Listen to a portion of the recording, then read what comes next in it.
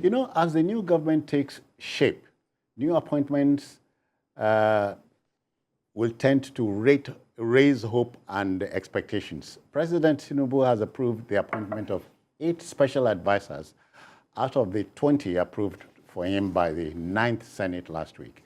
A statement from the media office of the State House listed the appointees as Dele Alake, Special Advisor, Special Duties, Communications and Strategy; Yao Darazo, Special Advisor on Political and Intergovernmental Affairs; Wale Edun, Special Advisor on Monetary Policy; Olu Vehijen, I hope I got that right, Special Advisor on Energy; Zacchaeus Adedeji, Special Advisor on Revenue; John Ugochukwu Owajimogu, Special Advisor on Industry, Trade and Investment; and Salma Ibrahim Anas, Special Advisor on Health.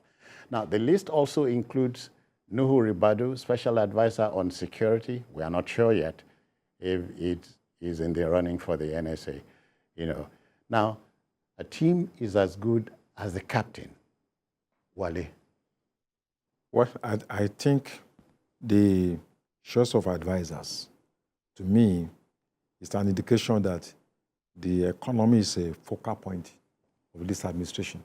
If you look at some of the people that have been listed, you know, people who are involved in business intelligence experts, you know, the oil industry, people involved in small-scale industry, from the banking sector, like Wale Edun, you know, like Zacchaeus Adedeji, a Nigerian accountant, also a consultant in, you know, tax, public tax, and public and private tax. So I think it's a reflection of the fact that the focal point of the administration, you know, is the economy. The government seems to be desperate, if I can use that word, to focus on the economy, to deal with the economic problem. And I think if you can resolve economic problems, it's going to have chain impact on almost every aspect of governance, health, security, you know. And I think if you look at the list, I don't think any one of them has less than 20 years experience. Oh, yeah. You know, oh, yeah. I think it's quite impressive. And I also think having women there, you know, it's a very good development. So I think this is a very good team. The special advisors are actually like technocrats. They are mostly the ones that will see the president, the first to see the president and the last to see him. The ministers are mainly political appointments. They don't need to see the president all the time.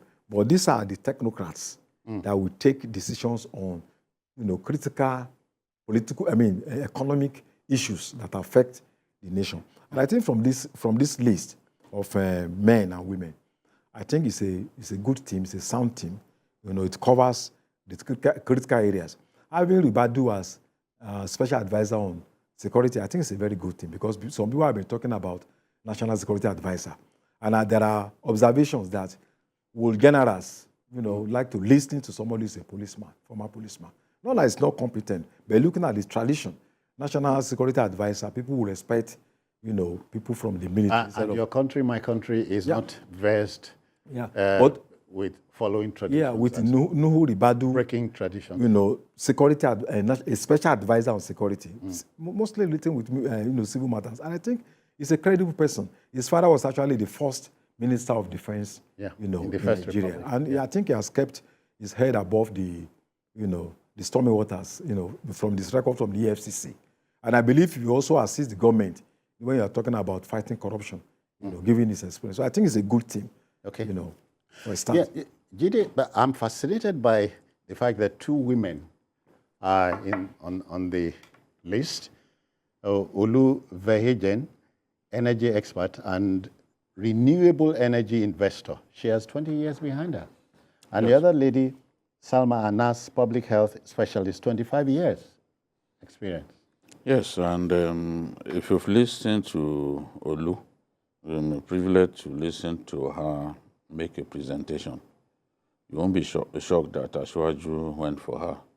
She's young, she's very brilliant, and some months back, I was engaged to help train some of the spokespersons of the APC, and she was there, to also lend a hand. And I saw at close quarters a very brilliant woman who would definitely be useful to our country. And you see someone like Dele Alake in that team, you can't be surprised because who is better at speaking, for Asiwaju and for our nation at this time than him, because he's been with him through the years, through the difficult times. Like Wale Edun He's been with himself. him. Yes, I was going to that. Wale Edun is extremely useful to him. And you can see what Asiwaju has given him. Is going to help him with monetary matters. These people, in my view, are just the transitional ministers. Yeah. We are going to see in the fullness of time that a good number the of real them deal will transit from this position to ministers of the Federal Republic, because at this time, while he's putting his team together, he has 60 days. The law permits him, to take his time, 60 days, at least, maximum. So these ones will work for him in the capacity of ministers, because I remember during the negotiation with Labour, some fellow was asking in what capacity are these people, joining us in this whole thing. Now, these are their advisors, special advisors, and special advisors are of cabinet rank. So that's to tell you how important they are. And the importance of these special advisors cannot be brushed aside.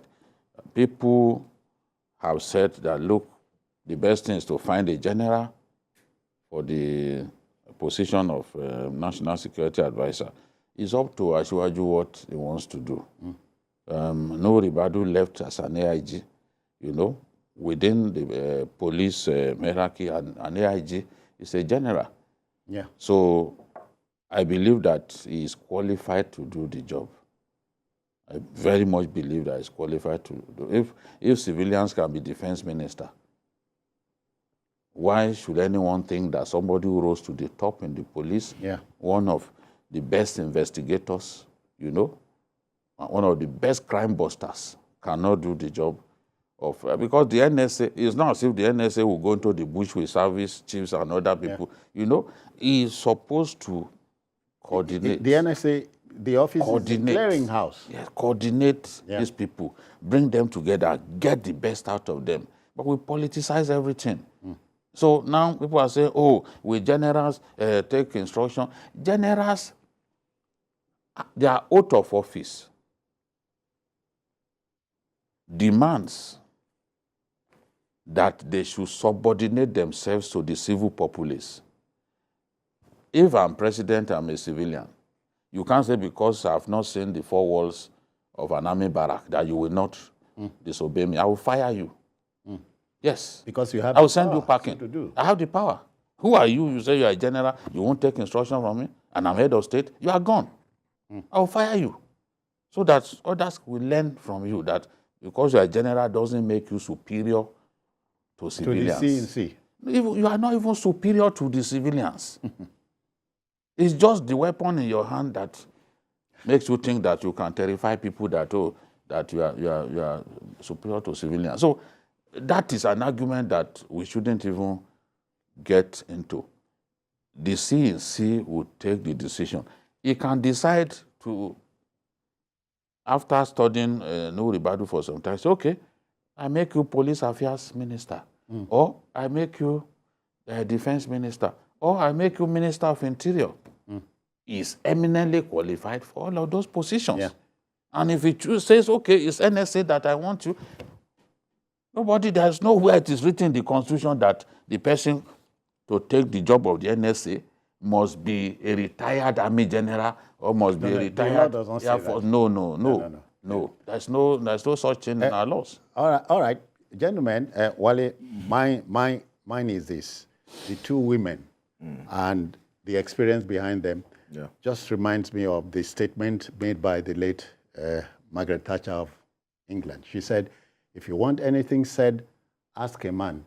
She said also, if you want anything done, ask a woman. Both genders do things. Even when they are within the inner recesses of their homes, both genders do things. All right.